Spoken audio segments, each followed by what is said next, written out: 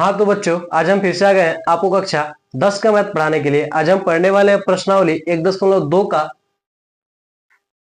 चौथा क्वेश्चन, और ये हमारा 5वां लेक्चर होगा इस चैप्टर का।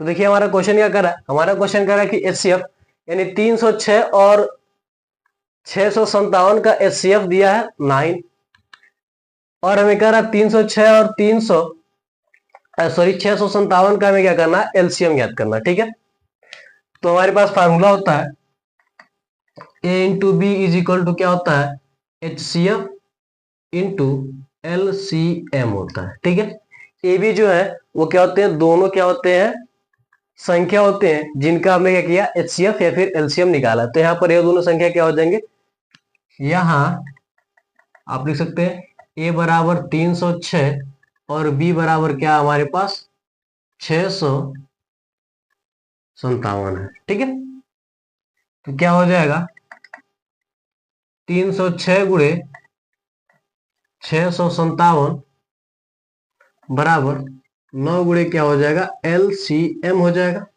तो 9 को हम क्या करेंगे, इधर भेज देंगे। 9 को हम क्या करेंगे, इधर भेज देंगे। तो हमारे पास क्या हो जाएगा, 306 गुणे 657 बटे 9 इज इक्वल टू क्या हो जाएगा, एलसीएम।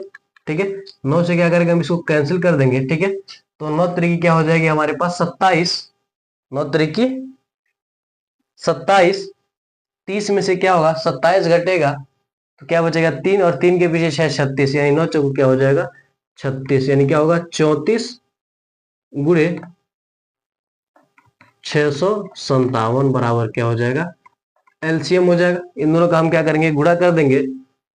ठीक है, तो इसको हम कर सकते हैं 30 + 4 ले सकते हैं, 34 को पढ़ा नहीं आता तो 6 5 7 बराबर एलसीएम। इसका गुणा इसके साथ, इसका गुणा इसके साथ, यानी क्या हो जाएगा 30 गुणे 6 5 7 + 4 गुणे 6 5 7 बराबर क्या हो जाएगा, एलसीएम हो जाएगा। ठीक है, इसका गुणा इसके साथ कर लेंगे तो 0, 3 सत्ते क्या हो जाएगा 21, और 3 पचे 15, 15 2 17 को 7, 3 छः क्या हो जाएगा 18, 18 क्या हो जाएगा 19, प्लस 4 सत्ते क्या हो जाएगा 28, 4 पचे 20, अब 20 दो क्या हो जाएगा 22, 4 छः 24, 24 दो क्या हो जाएगा हमारे पास 26 बराबर एलसीएम।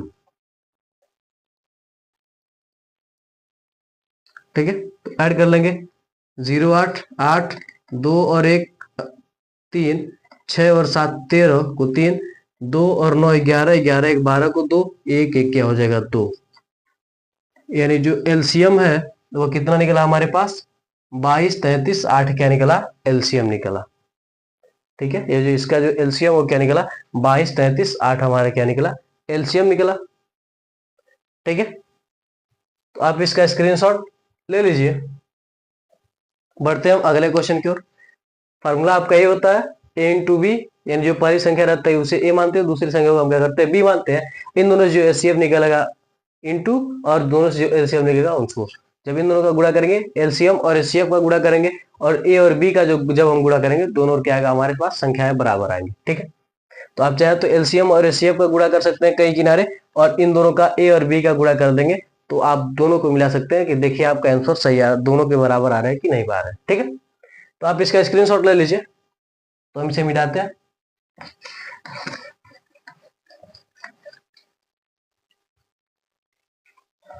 आगे बढ़ते हैं अगले क्वेश्चन की ओर। Question number 5। क्वेश्चन नंबर 5 करा कि जांच कीजिए कि क्या किसी प्राकृतिक संख्या n के लिए जांच कीजिए कि किसी प्राकृतिक संख्या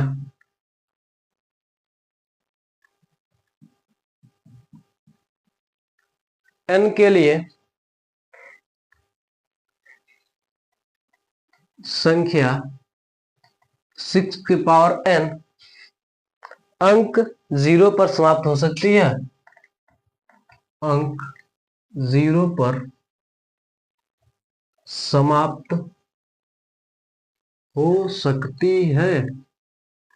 हमें जांच करके बताना है कि अगर 6 के पावर n हो, n की जगह पर कोई भी हो सकती है प्राकृतिक संख्या, 1 2 3 4 5 कुछ भी हो सकता है, n 6 के पावर क्या हो, n हो, तो वह संख्या क्या कभी 0 पर समाप्त हो सकती है फिर नहीं हो सकती है। हमें क्या करना है, इसके बारे में बताना है। ठीक है, तो हम सबसे पहले क्या लिखेंगे, ऐसी हम 0 पर समाप्त होने वाली लिखेंगे हम, 0 पर समाप्त होने वाली संख्या 10 है, यानी हम दूसरे शब्दों में कह सकते हैं, दूसरे शब्दों में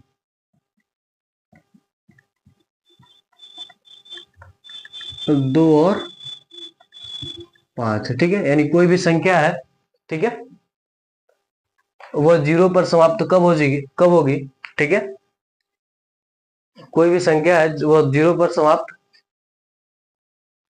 कब होगी, ठीक है, या तो क्या हो संख्या 10 हो, या तो क्या हो 2 और 5 हो, तब ये क्या होगी, संख्या क्या होगी, 0 पर समाप्त होगी। ठीक है, कह रहा क्या क्या लिखेंगे हम, 0 पर समाप्त होने वाली संख्याएं, यानी 0 पर समाप्त होने वाली संख्या क्या होती है, 10 होती है, यानी जब क्या होगी 10 रहेगी तभी क्या होगी 0 पर समाप्त होगी, 100 रहेगी तब भी, 60 तभी क्या होगी 0 पर समाप्त होगी, दूसरे शब्दों में 2 और 5। ठीक है, अब हम क्या करते हैं, 6n का हम क्या करते हैं, अभाज्य गुणनखंड करते हैं। ठीक है, 6 के पावर n का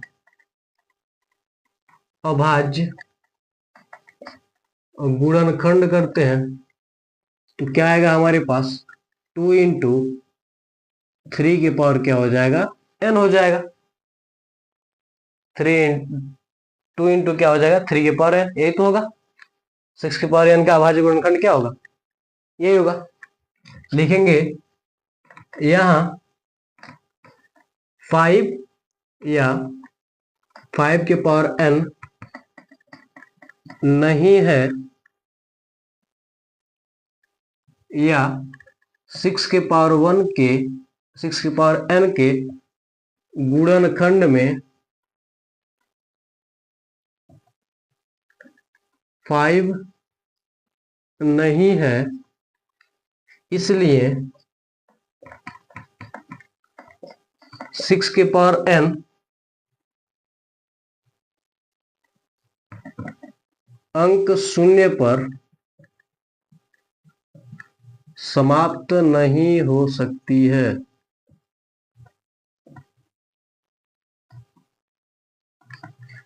यानी कोई भी संख्या रहेगा जब उसमें 10 रहेगा तभी तो वो संख्या क्या होगी, 0 पर समाप्त होगी, ऐसे मान लीजिए। ठीक है, 10 इसके पावर n रहेगा तो क्या होगा, 0 पर क्या होगी, समाप्त होगी। और कोई संख्या अगर आप लेंगे तो क्या होगी, 0 पर समाप्त नहीं होगी। आप इसकी जगह पर n की जगह पर 1 ले लेंगे तो 10 होगा, 2 लेंगे तो क्या होगा 100 लेंगे, 3 लेंगे तो 1000 हो जाएगा, 4 लेंगे 10,000, यही तो होगा। और कोई संख्या आप बताइए जिसका अगर आप पावर निकाले तो क्या है आपके पास, 0 पर समाप्त हो नहीं होगी। एक दूसरे शब्द हम कह सकते हैं, या तो क्या होना चाहिए 5 और 2 दोनों के पावर क्या होने चाहिए, n होने चाहिए। जब दोनों के गुणा, जब दोनों का हम क्या करेंगे, गुणा करेंगे, तब यह संख्या क्या होगी, इस 0 में बदलेगी, यानी 10 ही होगा, 5 गुना 10 यही तो होगा। ठीक है, तो ये 5 नहीं है, 2 तो है लेकिन 5 नहीं है, इसलिए क्या होगा 6 के पावर n 0 पर समाप्त नहीं हो सकती है। ठीक है, तो ये क्या हो जाएगा, सॉल्व हो जाएगा। स्क्रीनशॉट ले लीजिए आप इसका स्क्रीनशॉट ले लीजिए, इसे मिटाते हैं।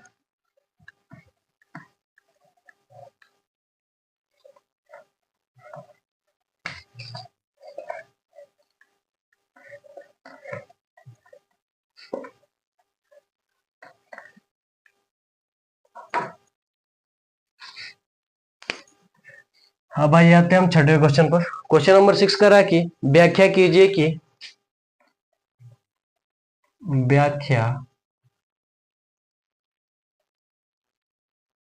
कि 7 गुणे 11, 11 गुणे 13 प्लस 13 और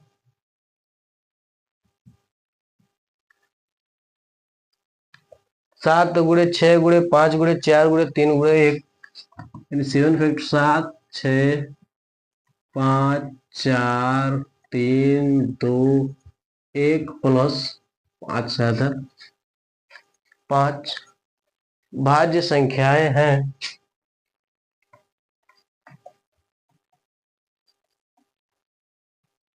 भाज्य संख्याएं हैं। भाज्य संख्याएं क्यों हैं?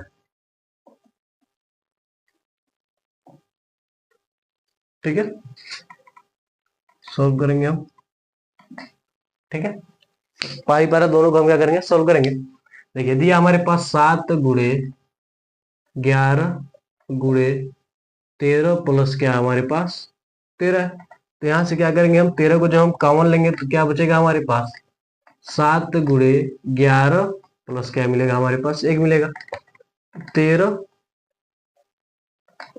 यहां पर क्या होगा 11 सत्ते 77 प्लस क्या हो जाएगा 1, यानी 13 गुणे क्या हो जाएगा हमारे पास 78 होगा। क्या होगा हमारे पास 78 होगा, और 13 छः क्या होता है 78। ठीक है, 13 छः क्या होता है हमारे पास 78 होता है। तो हम क्या कहेंगे 13 गुणे 6। ठीक है, 13 गुणे क्या है 6। तो हम लिखेंगे यह संख्या या फिर इस संख्या के या फिर कहेंगे यह संख्या 1 से 13 से और 6 से भी विभाजित हो रही है या फिर हो सकती है, विभाजित होगी। इसलिए यह संख्या भाज्य है। ठीक है, यह जो संख्या हो क्या होगी 1 से भी होगी 13 से होगी 6 से। तो भाज्य के लिए क्या होना चाहिए खुद से कटना चाहिए। ठीक है, तो यहाँ पर देखिए 13 से भी कट रही है कोई संख्या, 6 से भी कटेगी, खुद से भी कटेगी, 1 से भी कटेगी। ठीक है, और यहाँ पर आप चाहे तो देख सकते हैं खुद से भी कटेगी। इसलिए क्या क्या, क्या होगा यह संख्या जो होगा वो क्या होगी भाज्य होगी, क्योंकि बहुत सारी संख्या उससे कट रही है। भाज्य संख्या के लिए क्या होना चाहिए कि वह संख्या जो खुद से कटे, 1 से कटे और किसी और संख्या से भी कटे, किसी भी एक संख्या से, एक संख्या से, दो संख्या से, या फिर एक कम से कम 1 से कटना चाहिए। 1 से ज्यादा हो जितनी भी हो चलेगी, लेकिन एक किसी न किसी एक और अन्य संख्या से कटनी चाहिए, तो क्या कहलाएगी भाज्य संख्या। और अभाज्य क्या होगी या तो खुद से कटे या तो 1 से कटे, और कोई कंडीशन नहीं। ठीक है, इसलिए क्या कहलाएगी या भाज्य संख्या कहलाएगी। अब इसी प्रकार से यहाँ पर आ जाएंगे हम 7 गुणे 6 गुणे 5 गुणे 4 गुणे 3 गुणे 2 गुणे 1 प्लस 5। ठीक है, 5 को हम कॉमन लेंगे 7 गुणे 6 गुणे 4 गुणे 3 गुणे 2 अब प्लस क्या हो जाएगा 1 हो जाएगा। तो यहाँ पर क्या हो जाएगा 5, 7 छः क्या हो जाएगा 42, 4 3 12 गुना क्या हो जाएगा 4 गुना 7 छः 42, 7 छः क्या हो जाएगा 42, 42 गुना क्या हो जाएगा हमारे पास 84 गुणे 2 प्लस क्या हो जाएगा हमारे पास देखिए 7 छः 42, 42 गुना क्या हो जाएगा हमारे पास 84, और यहाँ पर 6 और 4 3 क्या हो जाएगा हमारे पास 12 हो जाएगा प्लस का 1 5, इसका गुणा कर लेंगे तो 12 चौके क्या हो जाएगा 12 चौके 48 क्या हो जाएगा 8, 12 उठे क्या हो जाएगा हमारे पास 96, 96 4 क्या हो जाएगा 100 प्लस 1। ठीक है, प्लस क्या हो जाएगा हमारे पास 1 हो जाएगा, यानी यहाँ पर क्या हो जाएगा 5, 1000 क्या हो जाएगा हमारे पास 9 हो जाएगा। 1000 क्या हो जाएगा हमारे पास 9 हो जाएगा। ठीक है, हम क्या कर सकते हैं इसको हम लिख सकते हैं, इसको हम लिख सकते हैं 5 गुणे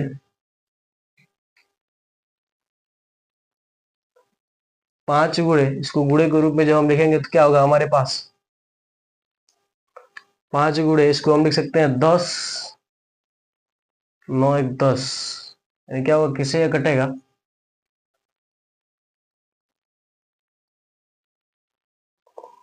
चलिए 1009 को ऐसे रख दीजिए। ठीक है, आप कह सकते हैं कि यह संख्या 5 और 1009 से विभाजित होगी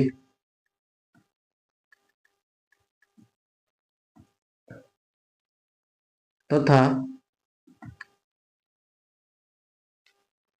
1 और खुद से भी विभाजित होगी, इसलिए यह भाज्य संख्या है। इसलिए क्या है, भाज्य संख्या, क्योंकि एक, देखिए 5, 1009, एक और खुद से भी क्या होगी, विभाजित होगी, इसलिए इसे हम क्या कहेंगे कि यह संख्या क्या, भाज्य है। आप इसका स्क्रीनशॉट ले लीजिए, फिर हम आगे बढ़ते हैं। आप इसका स्क्रीनशॉट ले लीजिए, तो आपने इसका स्क्रीनशॉट ले लिया होगा, तो हम इसे मिटा देते हैं।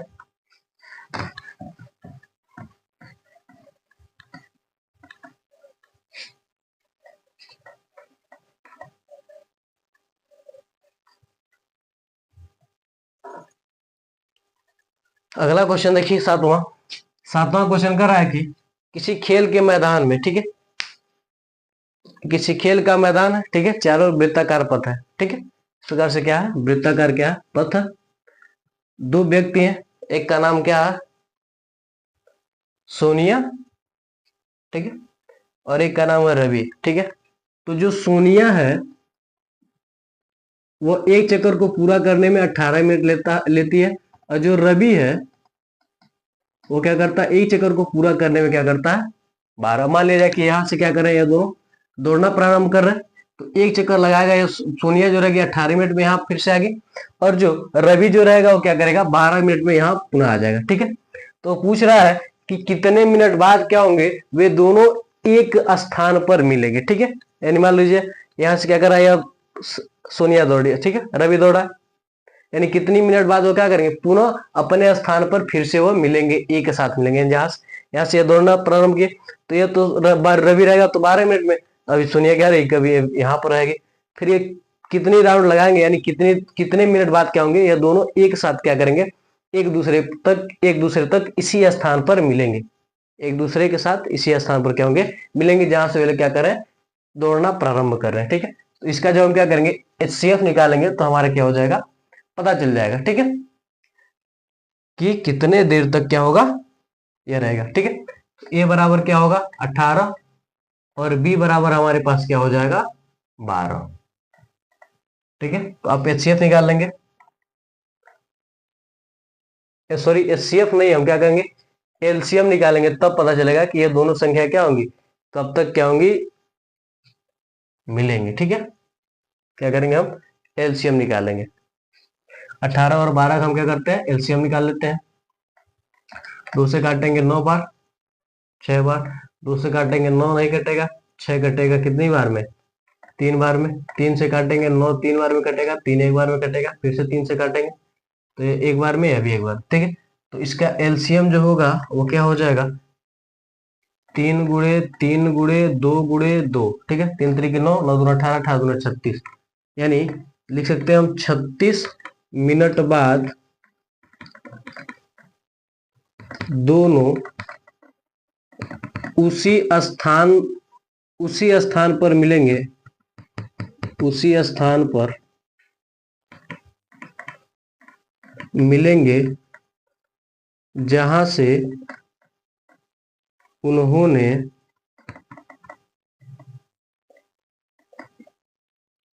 दौड़ना प्रारंभ किया था,